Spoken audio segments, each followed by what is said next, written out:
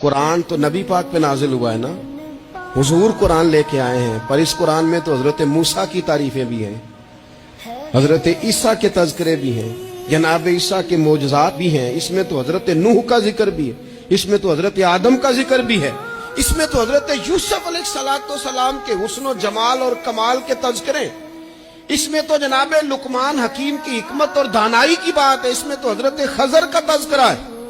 इस कुरान मजीद के अंदर तो औलिया अल्लाह की शान है, इसमें तो माँ बाप की फजीलत है, इसमें तो पड़ोसियों की बात है।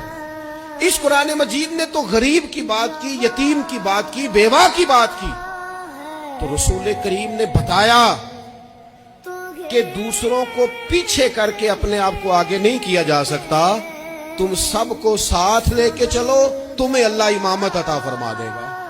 हुजूर ने तारुफ कराया अपनी उम्मत को सारे नबियों का, रसूलों का, हुजूर ने उनके तज़किरे किए, हदीस में उनके तज़किरे हुए, हुजूर ने हर एक की शाने बुलंद कर करके बयान की और फरमाया किसी नबी की बात मेरे साथ मिलाकर इस तरह ना करना कि उनकी कसरे शान हो जाए माज़अल्लाह। मेरा और उसका तकाबुल इस तरह ना करना कि वहां कसरे शान। वो किसी ने मेरे आला हजरत के सामने कहा था ना, शान यूसुफ जो दबी वो भी इसी दर पे दबी।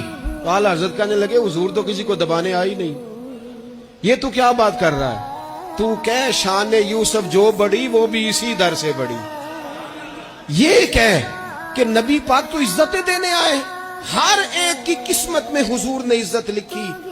कहा बाप राजी हो गया तो रब राजी हो गया। फरमाया माँ के कदमों के नीचे जन्नत,